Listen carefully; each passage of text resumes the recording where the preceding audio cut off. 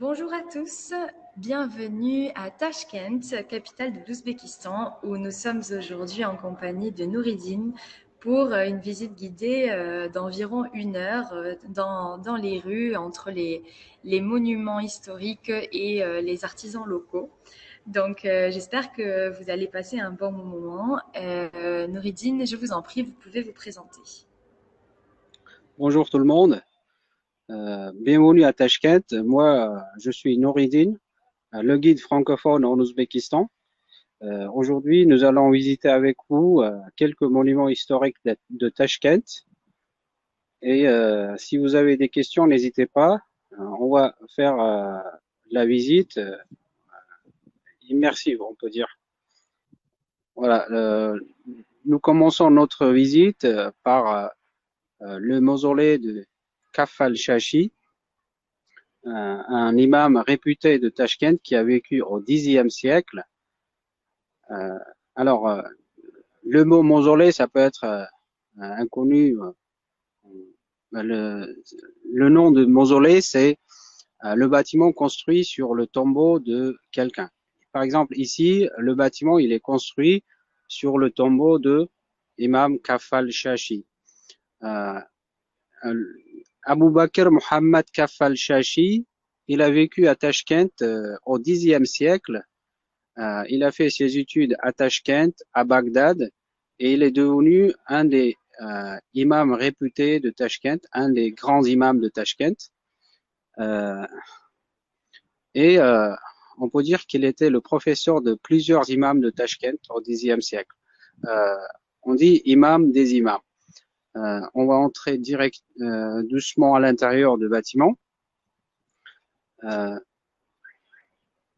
Alors, le bâtiment qu'on voit ici date XVIe siècle. Le mausolée de Kafal Shashi, il est construit au XVIe siècle. L'ensemble qu'on va visiter aujourd'hui, ça s'appelle Hast Imam ou Hazrat Imam en ouzbek. Ça veut dire l'imam saint. Le nom de la place est du nom de Kafal Shashi. Alors, le portail de bâtiment, il est décoré avec les faïences, avec les céramiques. Le bâtiment, il est construit entièrement avec les briques cuites.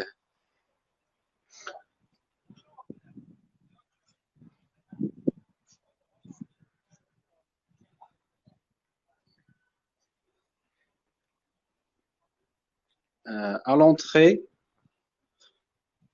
quand on entre à l'intérieur des endroits, des mausolées, il faut se déchausser. Avant d'entrer à l'intérieur, je voudrais vous montrer un joli porte de bâtiment. La porte en bois est travaillée à la main.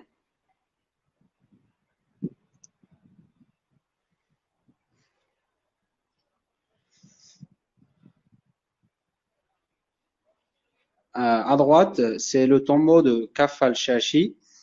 Et autour de Kafal Shashi, le tombeau de Kafal Shashi, on peut voir les autres tombeaux aussi. Et l'intérieur du bâtiment, il est sobre, il n'y a pas les décorations. À 4 côtés du bâtiment, on peut voir les arcs à l'intérieur, qui est fait pour élargir l'intérieur du bâtiment. Regardez le plafond du bâtiment.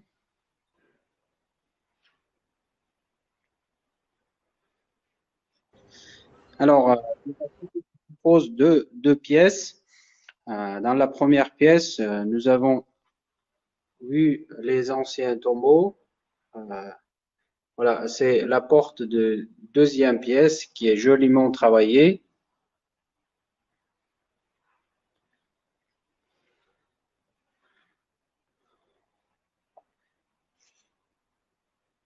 Voilà, dans la deuxième pièce, il y a 4 tombeaux. Ce sont les tombeaux des mouftis de Tashkent, les mouftis des musulmans de l'Asie centrale. Moufti, c'est quelqu'un qui dirige la société des musulmans. Et Le plafond de cette pièce, il est travaillé avec le bois. C'est le style de décoration de la région de Khorezm, de l'Ouzbékistan.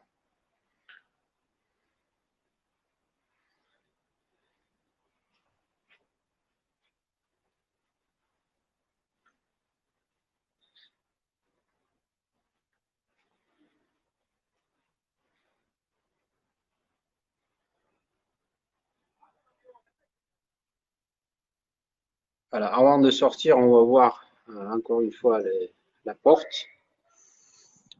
Euh, Ici, à deux côtés de l'entrée, il y a les petites portes. Ce sont les petites portes euh, qu'on n'utilise plus aujourd'hui. Auparavant, quand il y avait les derviches sur le territoire de l'Ouzbékistan actuel, les derviches, ils pourraient venir passer une nuit ici pour dormir. À l'intérieur de cette porte, il y a une petite cellule.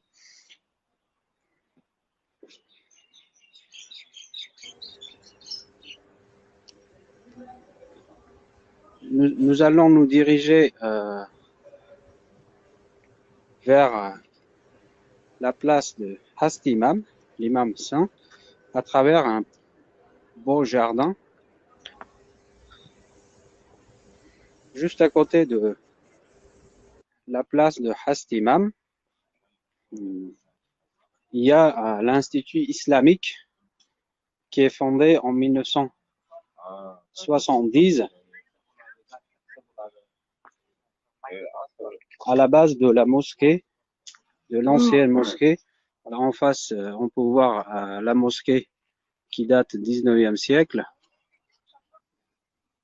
Aujourd'hui, il est nuageux, il a plu un petit peu à Tashkent.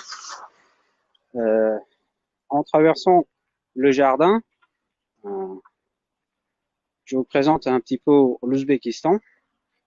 L'Ouzbékistan, il se trouve au cœur de l'Asie centrale et on peut dire au milieu de la grande route de la soie. L'Ouzbékistan, il est est un pays de l'ex-Union soviétique qui a obtenu son indépendance en 1991. Et la capitale de l'Ouzbékistan, c'est Tashkent. Depuis 1930, Tashkent est la capitale de l'Ouzbékistan. Tout d'abord, c'était la capitale de l'Ouzbékistan soviétique. Après 1991, c'est la capitale de l'Ouzbékistan indépendant. On a une petite question, Nouridine. Quelqu'un nous dit que ça a l'air calme autour et du coup nous demande si c'est une zone résidentielle ou plutôt si c'est simplement un endroit plutôt touristique. Non, autour de nous, il y a un ancien quartier. Cette place-là, il a pris l'aspect actuel avec le jardin comme ça en 2007. C'est le lieu de promenade des locaux. Aujourd'hui, c'est calme parce que euh, la température, il est un peu frais aujourd'hui. C'est pour ça qu'il n'y a pas beaucoup de personnes. Et d'habitude, sur la place qu'on voit, il y a les enfants qui jouent et il y a les parents qui se promènent. Je crois qu'aujourd'hui, c'est calme à cause de la température. Combien de degrés à peu près vous avez? Euh, je n'ai pas regardé. Non, je n'ai pas regardé la température. Et ici, c'est pas seulement le lieu touristique. Oui, il y a beaucoup de touristes qui arrivent pour voir les lieux historiques, mais autour de cette place, il y a les quartiers Donc les habitants des quartiers, ils sortent ici pour se promener. Alors ici, nous sommes sur la place de Hastimam. Voilà, vous pouvez voir la mosquée de vendredi et le madrasa Moïse Moubarak, la mosquée Tel Cheikh. Et derrière, vous pouvez voir une grande construction. Ça sera une académie islamique. Et là, vous pouvez voir le madrasa Barak Khan. Le madrasa Barak Khan, il date 16e siècle. C'est la même période que le mausolée qu'on vient de visiter. Alors, le mot madrasa, médersa, c'est la même chose. C'est l'école coranique. Aujourd'hui, ce madrasa, il est occupé par les artisans, par les commerçants.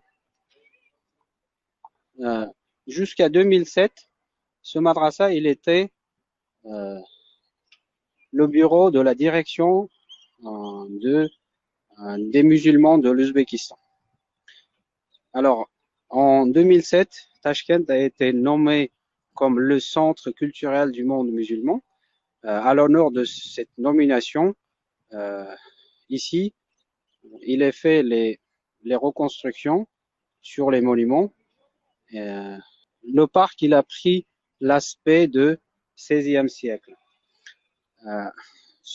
Ce madrasa aussi, le madrasa Barak Khan aussi, il est restauré avant 2007. Alors, chez nous, pour la décoration des bâtiments, ça peut être madrasa, mosquée, mausolée, hanaka, les portails, ils sont décorés avec les faïences, avec les céramiques. On dit mosaïque, mayolique. Et pendant la décoration, on a utilisé trois styles de décoration. Le style calligraphique, on peut voir les écritures arabes sur le portail. Le style fleuro-végétaux et le style géométrique. Dans le territoire de l'Asie centrale, ces trois styles de décoration est bien répandu. Il y a quatrième style aussi qu'on appelle zoomorphe, mais chez nous, en Ouzbékistan, ce style de décoration, il y en a que sur deux madrasas. Une, c'est à Bukhara, deuxième, c'est à Samarkand. Nous allons entrer à l'intérieur de madrasa Barak Khan, et avant d'y entrer, voilà, on peut entendre l'appel à la prière.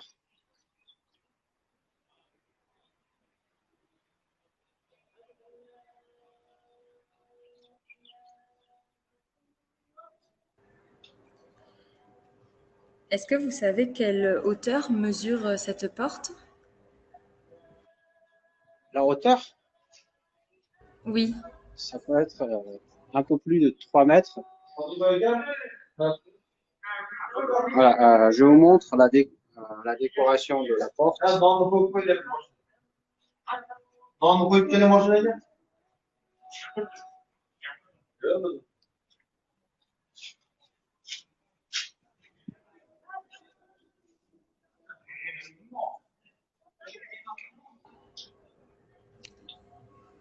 Voilà, à l'intérieur, autour de la cour, il y a les cellules où les étudiants étaient hébergés.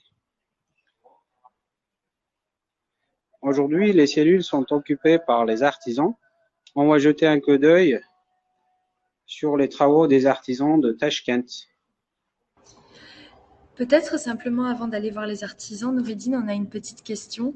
Margot D'accord. nous demande si vous, dans quelle ville en Ouzbékistan on trouve les plus beaux monuments.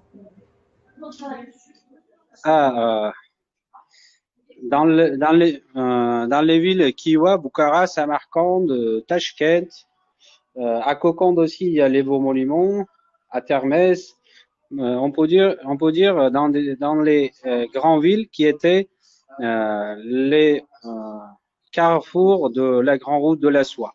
Voilà. D'accord, merci beaucoup. Moi, je peux pas vous dire le nom d'une ville.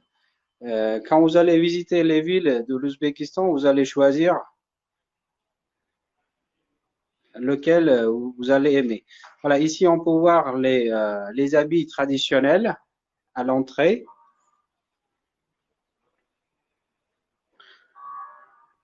Les, les foulards en soie.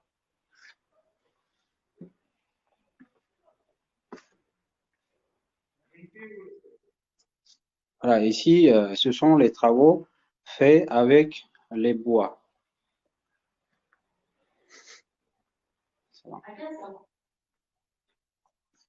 Allah يكسر قوتك.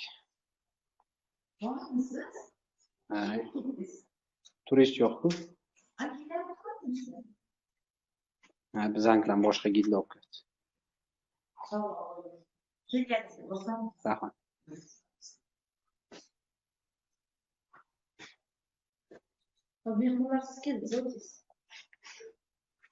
Online. Ce sont les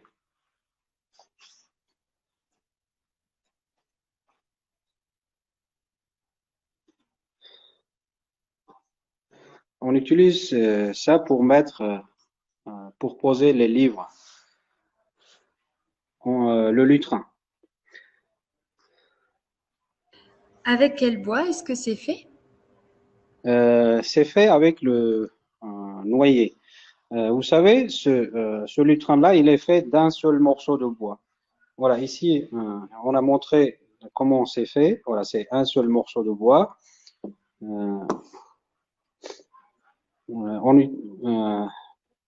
En utilisant les scies, on a fait ces, comment dire, ces lignes. On a taillé les côtés. Pardon. Voilà, on a taillé ces côtés-là. Et après, on a creusé cette partie une sur deux. Et après, on a coupé du milieu. Voilà, il est devenu deux morceaux de bois. On a fait comme ça 4 morceaux, 6 morceaux. Donc, selon le nombre de morceaux, on peut faire plusieurs formes. Par exemple, le lutrin avec 4 morceaux, il peut avoir 4 positions. Le lutrin avec 6 morceaux, il peut avoir, on peut le mettre en 9 positions. Malheureusement, le monsieur, il est pas là, sinon je pourrais lui demander de nous montrer toutes les positions.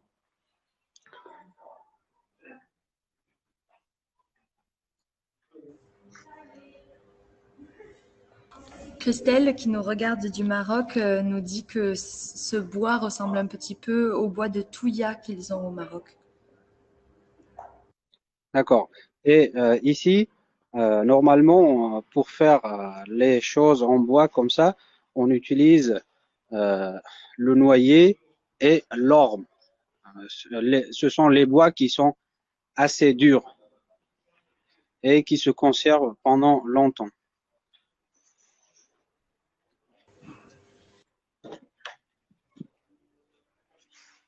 Salam.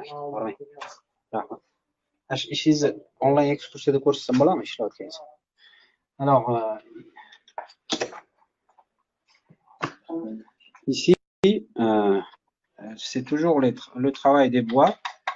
Et voilà, on va voir un artisan qui est en train de travailler.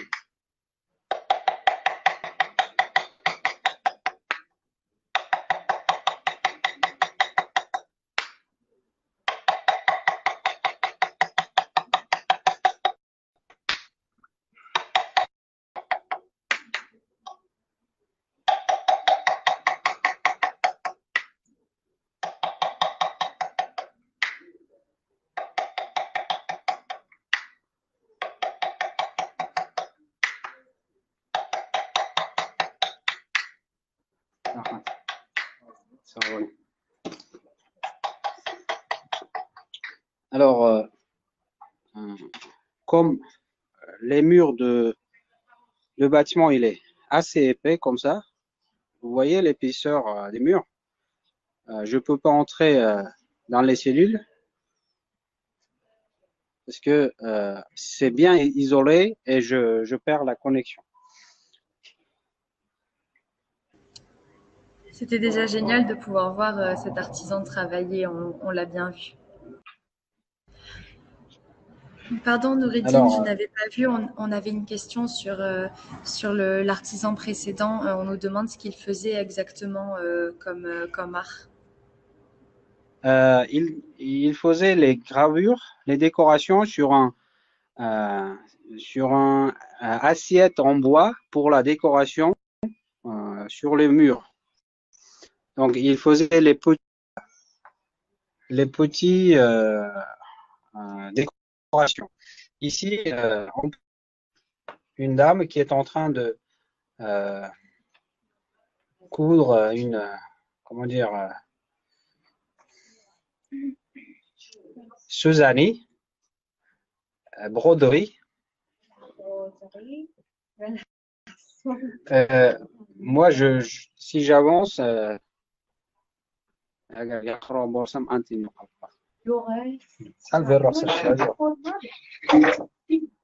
alors, je demande d'elle de bouger un peu. Quelle image pour lui?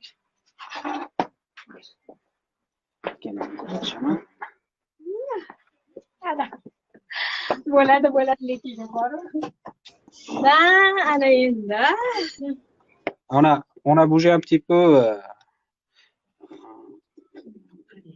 à côté de la porte pour avoir l'image nette.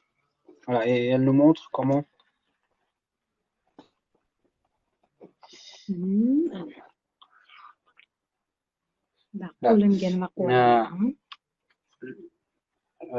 L'autre main de la dame, elle est à l'autre côté de tissu pour accrocher le fil.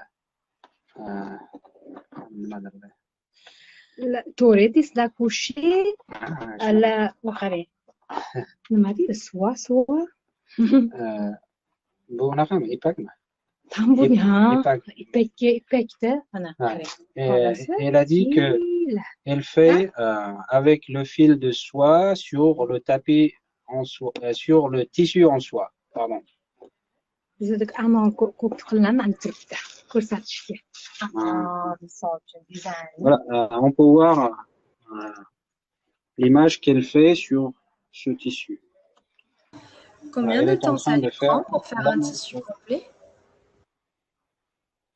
ما شنو خلي شي زكا نتشوا قنشوا كتابه أنا معني كي يبارو بتحسبات ناوش كده أمكن çünkü gülü koprağı da mana shunga kemas bu mana shunga katta bu mana yani katta bunga sam ko'proq qancha ketadi shunga ya bunga kamida 1,5 oy ketadi kamida. Elle a dit que pour faire un grand tissu comme ça, elle a dit que c'est assez grand, elle le fait en 1 mois et demi. Si c'est pour un oreiller, ça peut prendre 10 jours. En fait, ça dépend de la taille de ce qu'elle fait, de la taille de tissu, de ce qu'elle fait. Voilà. Elle a dit que pour faire ça, c'est 7 jours. Une semaine. Merci. Ouais. De quelle inspiration viennent les motifs? D'où est-ce qu'elles s'inspirent? Alors, chez nous, on peut voir les fleurs. Et sur ce tissu-là, c'était le grenade. Alors, le grenade, c'est le symbole de la famille, de la fertilité en Ouzbékistan. Et sur plusieurs décorations, on peut voir le grenade. Et à part les grenades, comment on dit, on prend les motifs de la nature. Rahmat. Hamda keyin boshqacha tushundim sizni. Endi bularni bundoq ko'rsalar har xil dizayni mana bir o'xshamaydi bir-biriga mana. Elle a dit que chaque travail est unique, ça se répète pas, parce que comme c'est fait à la main, on peut pas faire la même chose deux fois. Le travail, ça sera unique. Mana shunga o'xshash misol chiqdi. Voilà, elle montre les habits des femmes faits à la main. La mana coton va paxta bo'ladi, bu yog'i anaqa, itak. Itakdan. Elle a dit que l'extérieur c'est de soie et l'intérieur c'est de coton. Rahmat sizga? Rahmat, sog' bo'ling. Génial, merci beaucoup, merci à elle également.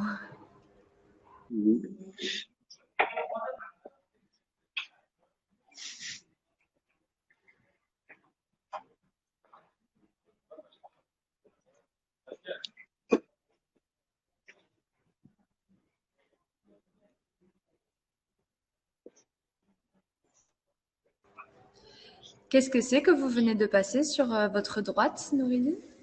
Ah oui, c'est un lit traditionnel ouzbek qu'on appelle tapchan. Voilà, on peut trouver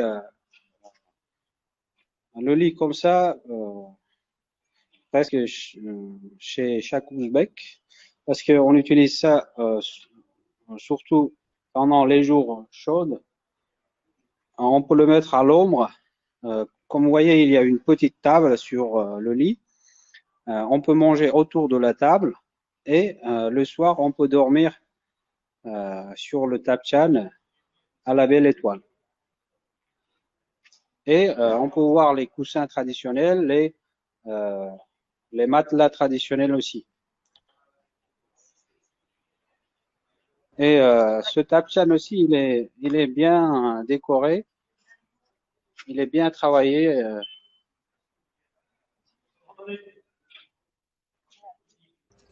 Merci beaucoup. Ko'rsatsam bo'ladimi? Odam bor edi, ham ular anaqa qilishi mumkin.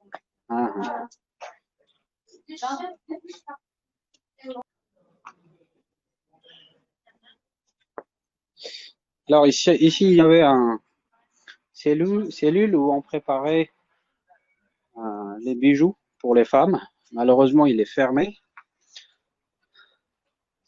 Et il y avait un cellule où on travaillait sur la calebasse pour préparer les souvenirs.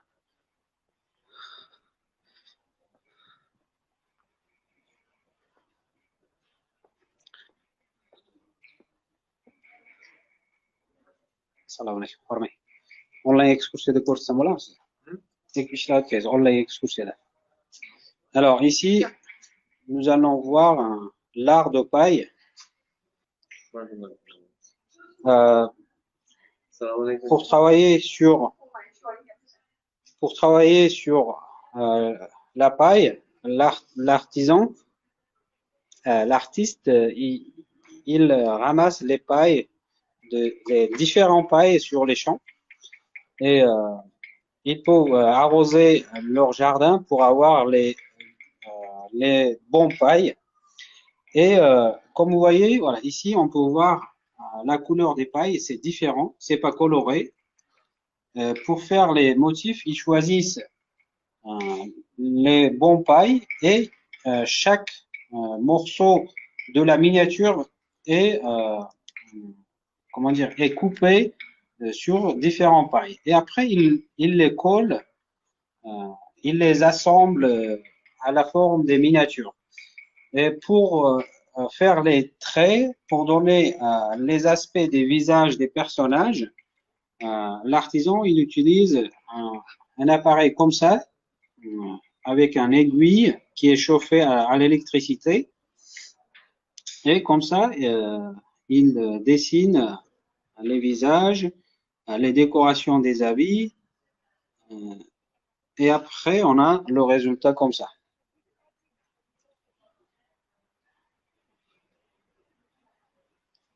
ichkarida ham ishlaringiz bor shekilli. Onlayn qilyapsizmi? Bo'lajak mehmonlarga-da. Xudo xolasa. Combien de temps faut-il pour faire une pièce entière? Bitta bunaqani qilishga qancha vaqt ketadi? Unaqa ishga 3 kun ketadi.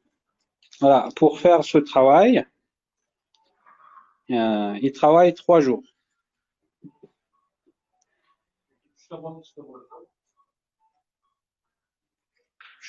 Merci. Digitlanadi, keyin qog'ozga kesiladi. Mana. Il a dit qu'il y a 3 étapes de travail. Tout d'abord, ils choisissent la miniature. Et après, ils coupent les pailles. Et après, ils les travaillent avec l'aiguille en collant sur le cartonnage. Voilà, sur le carton, il colle le velours ou bien adras. Adras, c'est le tissu traditionnel ouzbek. Et après, sur le tissu, il colle la miniature. À l'intérieur, il y a les travaux finis.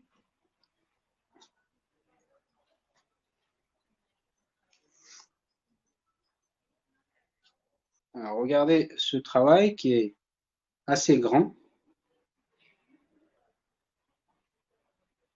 Ce style de l'artisanat, il est fait à 2 villes, ici à Tashkent et à Bukhara.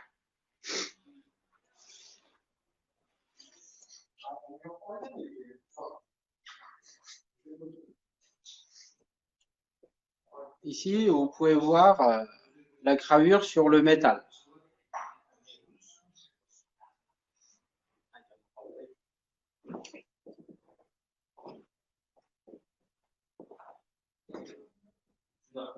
Salam alaikum. Et ici, vous pouvez voir les travaux de céramique.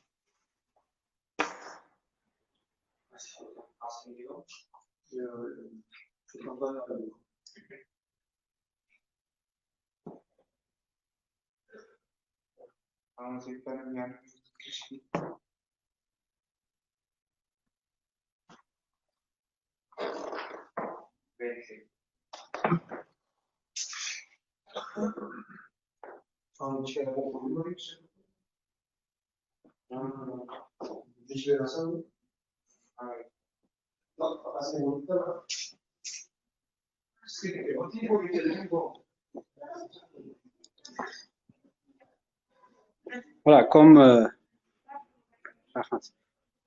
il n'y a pas beaucoup de personnes, comme il est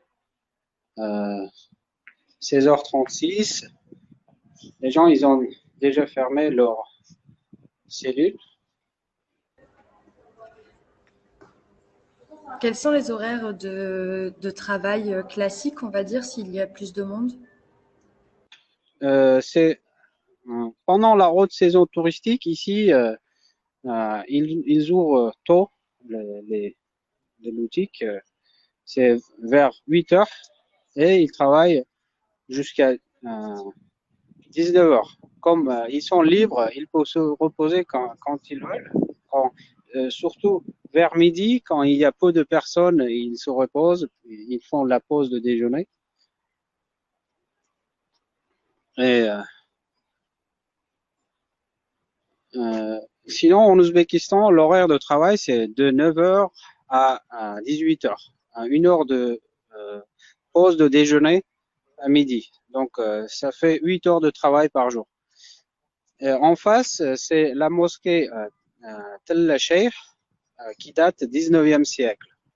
Et par ici, on peut voir le madrasa Moye Moubarak, le madrasa qui date du 16e siècle.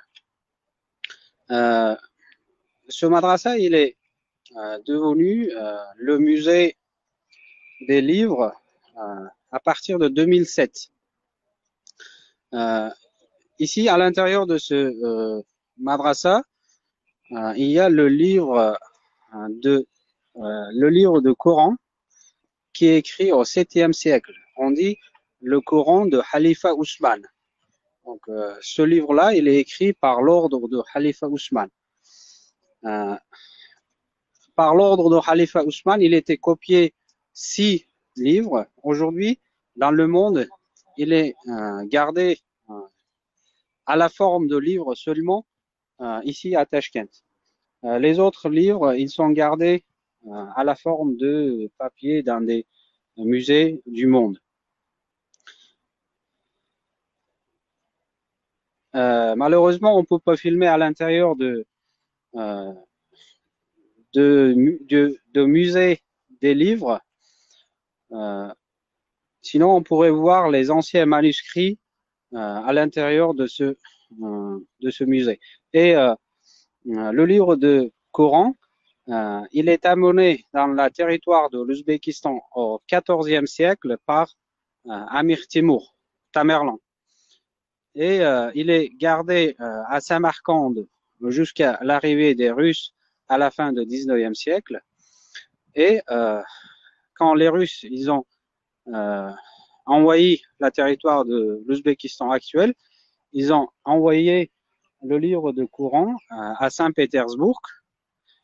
Et seulement après 1930, avec la demande des musulmans de l'Asie centrale, les soviets, ils ont rendu le livre de Coran à Tashkent. Le livre, il est conservé dans des musées et à partir de 2007, il est gardé à l'intérieur de musées des livres dans un comment on dit dans un sarcophage spécial qui garde la même température pour que le livre ne s'abîme pas. Maintenant, nous allons visiter la mosquée de Vendredi, construite en 2007. Avant d'aller à côté de mosquée, je voudrais vous montrer la place d'un autre angle.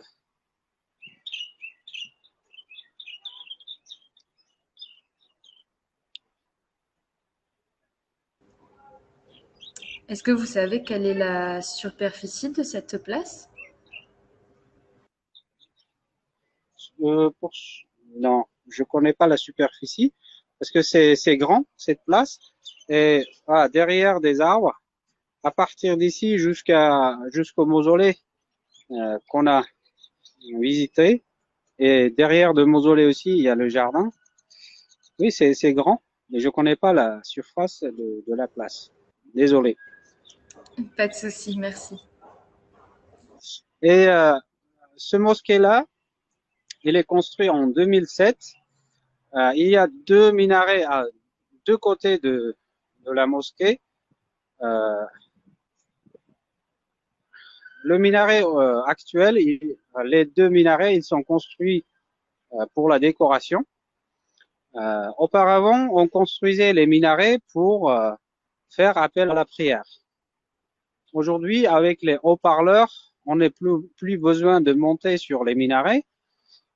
À la hauteur des minarets, il y a les haut-parleurs. On fait appel à la prière depuis l'intérieur de la mosquée. Alors, c'est un des grands mosquées, un des grands mosquées de Tashkent. On dit mosquée de Vendredi. Pourquoi on dit mosquée de Vendredi? Parce que le vendredi midi, les musulmans, ils ont une prière particulière. Et les mosquées où on fait la prière de vendredi est nommée comme la mosquée de Vendredi.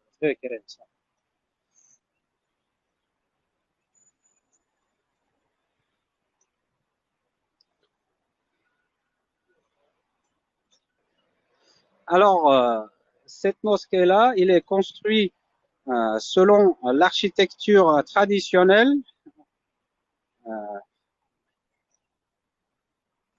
Voilà, on peut voir sur le portail les décorations comme anciennes. Mais la mosquée, il est tout neuf. Il est construit en 2007. Aujourd'hui, à midi, ce mosquée-là, il était plein. Même à l'extérieur de la mosquée, il y avait des gens qui sont venus pour faire la prière de vendredi. Il y a un cours de mosquée et autour de la cour, il y a les auvents. Pour travailler les auvents de la mosquée, on a utilisé le bois de santal qu'on a amené de l'Inde.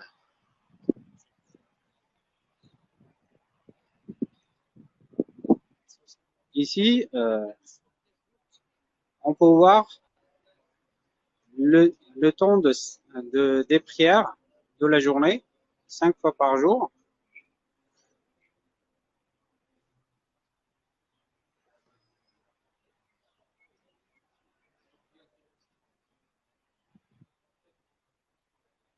On peut voir le plafond.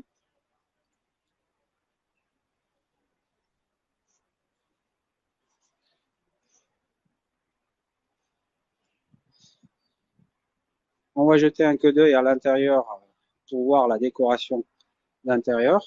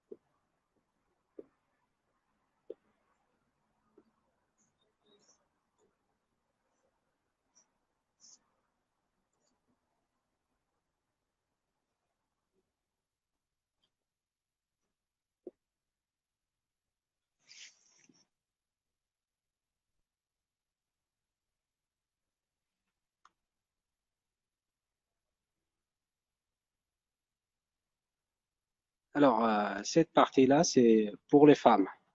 Donc, les femmes qui sont en déplacement ou les femmes qui sont venues pour visiter Tashkent, ils peuvent faire leur prière ici.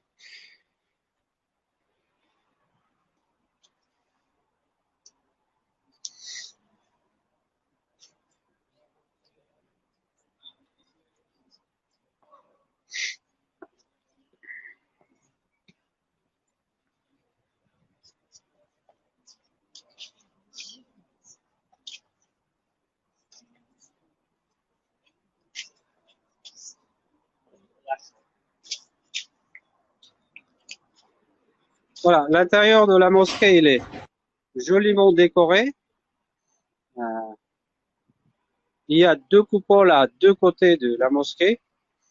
Ce mosquée, il peut contenir 10 000 personnes à la fois. Comme vous avez remarqué, l'intérieur, c'est énorme. Combien y a-t-il d'habitants à Tashkent? À Tashkent, il y a plus de 3 millions d'habitants. En Ouzbékistan, c'est plus de 33 millions d'habitants. Euh, Selon les statistiques, 10% de la population habite à Tashkent. Et si vous avez des questions, n'hésitez pas. Ici, notre visite se termine. Si vous avez des questions, je peux vous répondre. Alors, on n'a pas eu d'autres questions pour le moment. Simplement des personnes qui nous disaient que l'art de la paille leur avait beaucoup plu et que c'était très, très impressionnant comme travail. Oui, c'est vraiment impressionnant de voir le nombre de différences des couleurs de la paille. Pour nous, la paille, c'est juste la paille. Mais si on fait attention, il y a tellement de différences des couleurs. Vraiment, c'est étonnant.